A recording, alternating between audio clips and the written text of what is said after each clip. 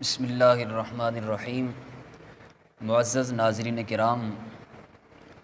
اہل سنت و جماعت کا صدیوں سے یہ عقیدہ چلا رہا ہے کہ نبی مکرم صلی اللہ علیہ وآلہ وسلم کی حضرت سیدہ خدیجۃ الکبریٰ کے بطن سے 4 بیٹیاں ہیں، لیکن روافض نے ایڑی چوٹی کا زور لگا کے اس بات کو ثابت کرنے کی کوشش کی ہے کہ نبی پاک صلی اللہ علیہ وآلہ وسلم کی صرف ایک بیٹی ہے جسے حضرت فاطمہ الزہرا کہا جاتا ہے، باقی 3 بیٹیاں نبی علیہ الصلوۃ والسلام کی اپنی بیٹیاں نہیں ہیں۔ اس حوالے سے قرآن و حدیث کی روشنی میں چند باتیں، چند گزارشات آپ حضرات کی خدمت میں عرض کرنا چاہتا ہوں۔ قرآن مقدس سے سورہ احزاب کی آیت نمبر 59 آپ کے سامنے پیش کرنا چاہتا ہوں۔ رب ذوالجلال ارشاد فرما رہا ہے، یا ایھا النبی قل لازواجک و بناتک و نساء المؤمنین یدنین علیہن من جلابیبہن۔ اللہ ارشاد فرماتا ہے، پیارے محبوب، آپ اپنی بیویوں کو، آپ اپنی صاحبزادیوں کو، آپ اپنی ایمان والوں کی عورتوں کو یہ حکم ارشاد فرما دیں کہ وہ اپنے دوپٹے کا پلو اپنے چہرے کے اوپر ڈال کے رکھا۔ اب اس آیت مقدسہ پہ اگر غور کر لیا جائے تو یہ بات بالکل واضح ہو جاتی ہے کہ نبی علیہ الصلوۃ والسلام کی صرف ایک بیٹی نہیں ہے، بلکہ آقا علیہ الصلوۃ والسلام کی 4 بیٹیاں ہیں۔ وہ اس طرح کہ اللہ تعالیٰ نے اس آیت مقدسہ کے اندر لفظ بنات ذکر فرمایا ہے، بنتن ذکر نہیں فرمایا۔ اللہ نے یہ نہیں فرمایا یا ایھا النبی قل لازواجک و بنتک، اللہ نے یہ نہیں فرمایا کہ یا ایھا النبی قل لازواجک و بنتیک۔ اللہ فرماتا ہے یا ایھا النبی قل لازواجک و بناتک۔ یہ لفظ بنات یہ بنتن کی جمع ہے، اور عربی کے اندر جمع کا اطلاق کم از کم 3 پہ ہوتا ہے۔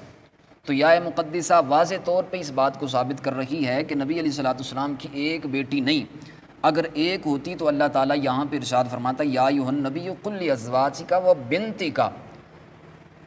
لیکن اللہ تعالیٰ ارشاد فرما رہا ہے یا ایھا النبی قل لازواجک و بناتک و نساء المؤمنین یدنین علیہن من جلابیبہن، جس سے یہ ثابت ہوتا ہے کہ نبی علیہ الصلوۃ والسلام کی صرف ایک بیٹی نہیں ہے، آقا علیہ الصلوۃ والسلام کی 4 بیٹیاں ہیں۔ دوسری بات آپ کی خدمت میں عرض کرنا چاہتا ہوں، سورہ احزاب کے دوسرے مقام پہ اللہ تعالیٰ ارشاد فرماتا ہے ما کان محمد ابا احد من رجالکم ولکن رسول اللہ وخاتم النبیین۔ اب اس آیت مقدسہ کا شان نزول کیا ہے؟ تمام مکاتب فکر کے مفسرین کی تفسیر کو اٹھا کے دیکھ لیں، تمام نے یہ لکھا ہے، وہ چاہے اہل تشیع کے ہوں، چاہے اہل سنت و جماعت کے مفسرین ہوں، تمام نے شان نزول یہ لکھا ہے کہ حضرت زید بن حارثہ جو نبی علیہ الصلوۃ والسلام کے غلام تھے، اور آقا علیہ الصلوۃ والسلام نے انہیں آزاد کر بولا بیٹا بنا لیا۔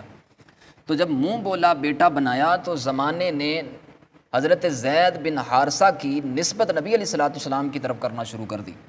جب زمانے نے لوگوں نے زید بن حارثہ کی نسبت آقا علیہ الصلوۃ والسلام کی طرف کی اور یہ کہنا شروع کر دیا کہ زید بن محمد، تو اس وقت اللہ تعالیٰ نے یہ آیت مقدسہ نازل فرمائی اور فرمایا کہ ما کان محمد ابا احد من رجالکم ولکن رسول اللہ وخاتم النبیین۔ فرمایا کہ خبردار، میرا محبوب تم مردوں میں سے کسی کا باپ نہیں ہے، لیکن اللہ کا رسول ہے اور خاتم النبیین ہے۔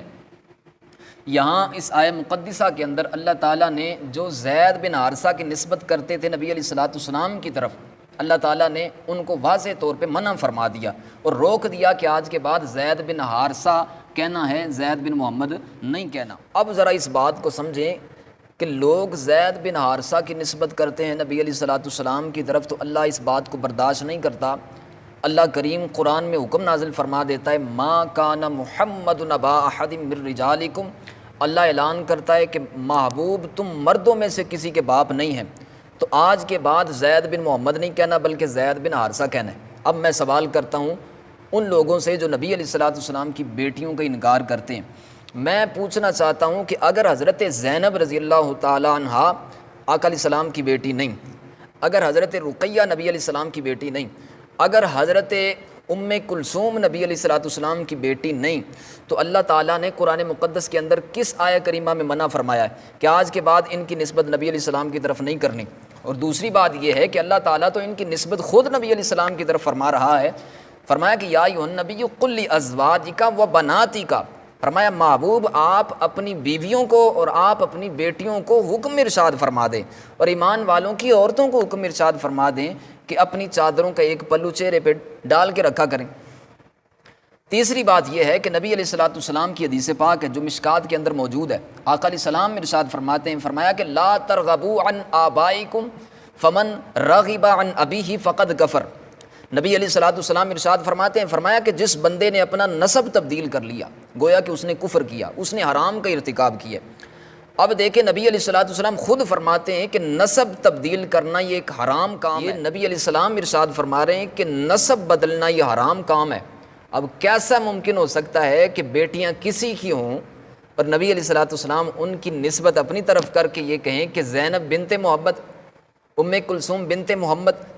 رقیہ بنت محمد، یہ کیسے ممکن ہو سکتا ہے؟ تو ان تمام باتوں سے یہ بات ثابت ہوتی ہے کہ نبی علیہ الصلوۃ والسلام کی ایک بیٹی نہیں بلکہ نبی علیہ الصلوۃ والسلام کی 4 حقیقی بیٹی۔ انوار القرآن علامہ ذیشان حیدر جوادی، یہ ہمارا عالم نہیں ہے، اہل تشیعوں کا چوٹی کا عالم ہے، اس نے یہ ترجمہ لکھا ہے، اور سورہ احزاب کی آیت نمبر 59 کے حوالے سے وہ یہ ترجمہ لکھتا ہے، اے نبی اپنی بیویوں کو اور اپنی صاحبزادیوں کو اور مسلمانوں کی عورتوں سے آپ یہ فرما دیں کہ وہ چادر کا ایک پلو اپنے چہرے پہ ڈال کے رکھا کرے۔ اپنا عالم ہے جو اس بات کو تسلیم کر رہا ہے ترجمے کے اندر کہ نبی علیہ الصلوۃ والسلام کی ایک بیٹی نہیں بلکہ نبی علیہ الصلوۃ والسلام کی 4 بیٹیاں ہیں۔ الاصول من الکافی شیعوں کی سب سے معتبر ترین کتاب ہے، اس کی جلد نمبر 1 صفحہ نمبر 227 پہ محمد یعقوب کلینی جو ان کے بہت بڑے محدث ہیں، چوٹی کے عالم ہیں، وہ اس بات کو تسلیم کرتے ہیں کہ فولد منہا قبل مبعثہ القاسم والرقیۃ وزینب و ام کلثوم۔ وہ کہتے ہیں نبی علیہ الصلوۃ والسلام کی بعثت سے پہلے آپ کے ہاں حضرت خدیجہ الکبریٰ کے بطن سے حضرت قاسم کی ولادت ہوتی ہے، حضرت زینب کی ولادت ہوتی ہے، حضرت رقیہ کی ولادت ہوتی ہے، حضرت ام کلثوم کی ولادت ہوتی ہے، اور پھر وہ اس بات کو تسلیم کرتا ہے وَوُلِدَ لَهُ بَعْدَ الْمَبْعَثِ وَالطَّيِّبُ وَالطَّاهِرُ وَفَاطِمَةُ، اور وہ اس بات کو تسلیم کرتا ہے کہ نبی علیہ الصلوۃ والسلام کی بعثت کے بعد آپ کے ہاں حضرت طیب کی ولادت ہوتی ہے، حضرت طاہر کی ولادت ہوتی ہے، اور حضرت فاطمہ الزہرا آپ کی ولادت ہوتی ہے۔ یعقوب کلینی ان کا بہت بڑا محدث اس بات کو اصول کافی کے اندر تسلیم کر چکا ہے کہ نبی علیہ الصلوۃ والسلام کی ایک بیٹی نہیں ہے بلکہ نبی علیہ الصلوۃ والسلام کی 4 حقیقی بیٹیاں ہیں۔ اسی طرح تہذیب الاحکام اہل تشیعوں کی بہت بڑی کتاب ہے، اس کی جلد نمبر 3 پہ صفحہ نمبر 380 پہ ایک درود پاک لکھا ہے جس میں نبی علیہ الصلوۃ والسلام کی بیٹیوں کا ذکر کیا گیا ہے۔ وہ درود پاک کیا ہے؟ صلی علی القاسم والطاہر ابن نبی کا، اللہم صلی علی رقیہ بنت نبی کا ولعن من آذا نبی کا فیہا، اللہم صلی علی ام کلثوم بنت نبی کا ولعن من آذا نبی کا فیہا، اللہم صلی علی ذریۃ نبی کا۔ یہ درود پاک تہذیب الاحکام کے صفحہ نمبر 380 پہ موجود ہے، جس سے یہ بات ثابت ہوتی ہے کہ اہل تشیعوں کی اپنی کتابوں کے اندر نبی علیہ الصلوۃ والسلام کی 4 بیٹیوں کا ثبوت ملتا ہے۔ الاستبصار اہل تشیعوں کی معتبر ترین کتاب ہے، اس کی جلد نمبر 1 صفحہ نمبر 200 پہ یہ بات موجود ہے، جب حضرت زینب رضی اللہ تعالیٰ عنہ کا انتقال ہوتا ہے، ان فاطمہ خرجت فی نسائہا، حضرت فاطمہ الزہرا عورتوں کے ساتھ گھر سے نکلتی ہیں، فصلت علی اختہا، تو آپ اپنی بہن کا جا کے جنازہ پڑھتی ہیں۔ فصلت علی اختہا، یہ الفاظ ان کی الاستبصار کے اندر موجود ہے، جس سے یہ بات ثابت ہوتی ہے کہ حضرت زینب رضی اللہ تعالیٰ عنہ بھی حضرت فاطمہ الزہرا کی سگی بہن ہے۔ اسی طرح الخصال شیخ صدوق نے اس کتاب کے صفحہ نمبر 468 پہ اس بات کو تسلیم کیا ہے کہ نبی علیہ الصلوۃ والسلام کی ایک بیٹی نہیں بلکہ نبی علیہ الصلوۃ والسلام کی 4 حقیقی بیٹیاں ہیں۔ اسی طرح ان کی کتاب حیات القلوب،